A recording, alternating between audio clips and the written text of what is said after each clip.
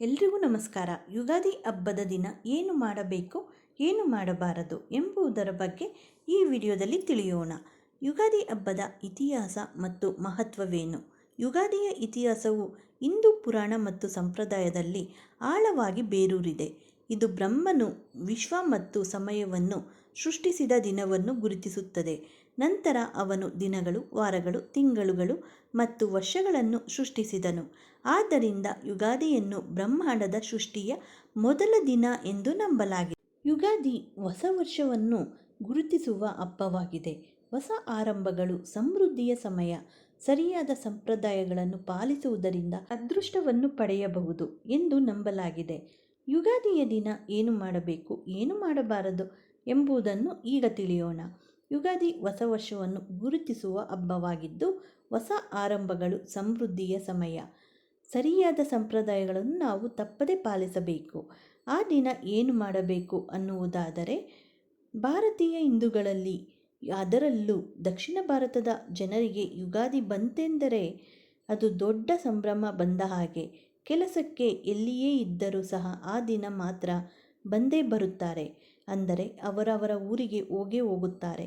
ಈ ಮೂಲಕ ಇಡೀ ಕುಟುಂಬವೇ ಸೇರಿ ಈ ಹಬ್ಬವನ್ನು ಸಡಗರ ಸಂಭ್ರಮದಿಂದ ಆಚರಣೆ ಮಾಡುತ್ತದೆ.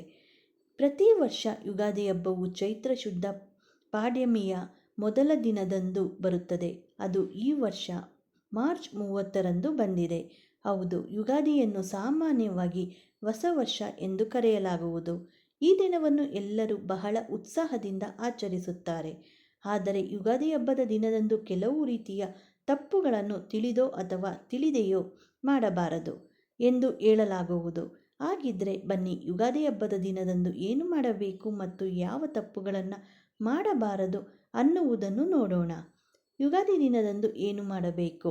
ಯುಗಾದಿ ಹಬ್ಬದ ದಿನ ಮುಂಜಾನೆ ಸೂರ್ಯೋದಯಕ್ಕೂ ಮುನ್ನ ದಿನನಿತ್ಯದ ಕೆಲಸಗಳನ್ನು ಮುಗಿಸಿ ದ್ವಾರಗಳನ್ನು ಅರಿಶಿನ ಕುಂಕುಮದಿಂದ ಅಲಂಕರಿಸಬೇಕು. ಹೊಸ್ತಿಲು ಎಂದರೆ ಲಕ್ಷ್ಮೀ ದೇವಿಯಂತೆಯೇ.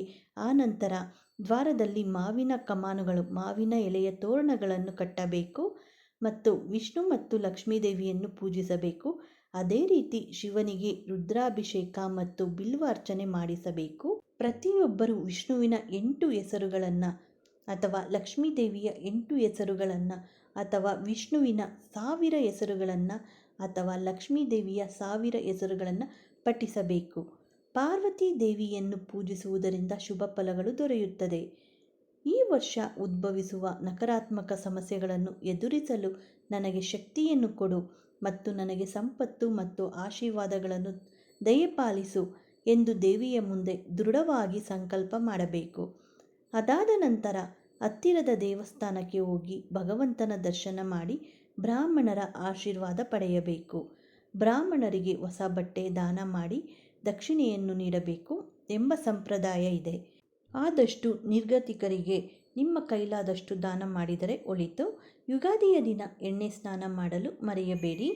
ಆ ದಿನ ಎಣ್ಣೆಯಲ್ಲಿ ಲಕ್ಷ್ಮೀ ದೇವಿ ವಾಸಿಸುತ್ತಾಳೆ ಎಂದು ಹಿರಿಯರು ಹೇಳುತ್ತಾರೆ. ನಿಮ್ಮ ಮನೆಯನ್ನು ಮಾವಿನ ಎಲೆಗಳಿಂದ ಸುಂದರವಾಗಿ ಅಲಂಕರಿಸಿ ಮತ್ತು ದೇವರನ್ನು ಭಕ್ತಿಯಿಂದ ಪೂಜಿಸಿ. ಹಿರಿಯರ ಆಶೀರ್ವಾದವನ್ನು ತೆಗೆದುಕೊಂಡು ಬೇವು ಬೆಲ್ಲವನ್ನು ಎಲ್ಲರೂ ಹಂಚಿಕೊಂಡು ತಗೊಳ್ಬೇಕು. ಬೇಸಿಗೆ ಬಂದಿರುವುದರಿಂದ ಇಂದು ನೀವು ಒಂದು ಪಾತ್ರೆಯಲ್ಲಿ ನೀರನ್ನು ತುಂಬಿಸಿ ಅರ್ಚಕರಿಗೆ ದಾನವಾಗಿ ನೀಡಬೇಕು.